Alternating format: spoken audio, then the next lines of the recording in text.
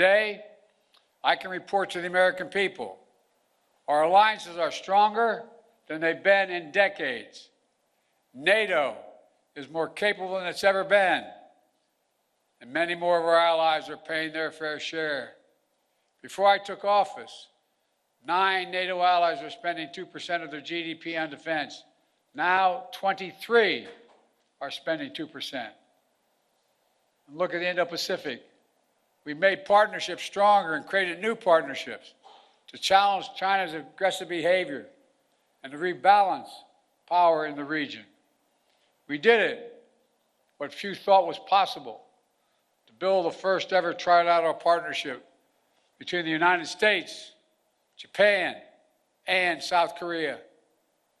Then another among the United States, Japan, and the Philippines, drawing closer our Pacific allies to defend our shared security and prosperity. We brokered a defense pact known as AUKUS among the United States, Australia, and the United Kingdom, connecting the Atlantic and Pacific allies as only America is able to do. And we've taken the Quad to the next level. The United States, Japan, Australia, and India. When we had that first meeting, I was dumbfounded when they all called and said, "Can we do this at your house?" I think I'm kidding. My wife said, "No problem." It was during the UN meeting, and we thought we were going to do it in New York, but they wanted to do it in Delaware. I said, "Why?" He said, "We can know, then people will know we're really friends." Our democracy, with vibrant economies, working closely, security, supply chains, technology, and so much more. In the Red Sea, we brought together more than 20 countries to protect civilian ships from attack by the Houthis, defending freedom of navigation, one of the world's busiest waterways. And we have strengthened partnerships all across the Americas, defending democracy, targeting corruption, addressing migration, increasing prosperity, and protecting Amazon rainforest, which captures billions of tons of carbon from the atmosphere every year. Overall, we've reinvigorated people's faith in the United States as a true partner. Today, I can report to the American people, our adversaries are weaker than were when we came into this job 4 years ago. Just consider Russia. When Putin invaded Ukraine, he thought he'd conquer Kyiv in a matter of days. But the truth is, since that war began, I'm the only one that stood in the center of Kyiv, not him. Putin never has. Think about it.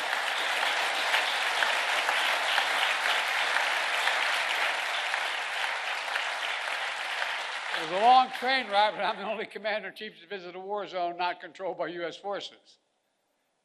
We helped Ukrainians stop Putin. And now, nearly three years later, Putin has failed to achieve any of his strategic objectives. He has failed thus far to subjugate Ukraine, failed to break the unity of NATO, and failed to make large territorial gains. There's more to do. We can't walk away. We rallied 50 nations to stand with Ukraine, not just in Europe, but for the first time in Asia as well. Because those countries in Asia know what happens in Ukraine matters to them as well. We delivered air interceptors, massive numbers of munitions, enacted relentless, unprecedented sanctions to keep Ukraine in the fight. And now Russia is struggling to replace what they are losing on the battlefield in terms of military equipment and fighters. And the ruble is under enormous pressure. As I saw it, when Putin launched his invasion, I had 2 jobs. One, to rally the world to defend Ukraine, and the other is to avoid war between 2 nuclear powers. We did both those things. Today, Ukraine is still a free, independent country with the potential for a bright future. And we laid the foundation for the next administration so they can protect the bright future of the Ukrainian people. And now, look at Iran. Did you ever think we'd be where we are with Iran at this moment? After those despicable attacks by Hamas on October the 7th, Iran directly attacked Israel twice with hundreds of ballistic missiles and drones. And twice they failed because the United States organized a coalition of countries to stop them and ordered U.S. aircraft to come to the defense of Israel. Now, Iran's air defenses are in shambles. Their main proxy, Hezbollah, is badly wounded.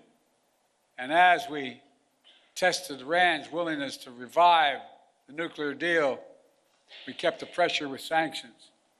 Now Iran's economy is in desperate straits. All told, Iran is weaker than it has been in decades.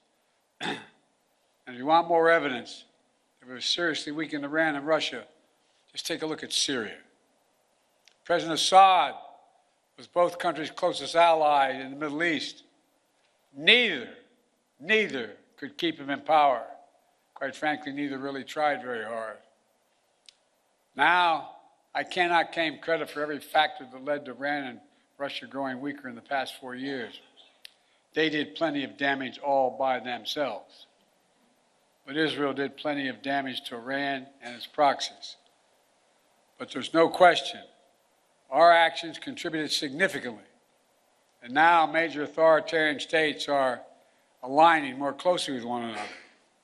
Iran, Russia, China, North Korea.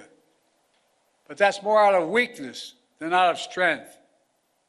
So as the new administration begins, the United States is in a fundamentally stronger position with respect to these countries than we were 4 years ago.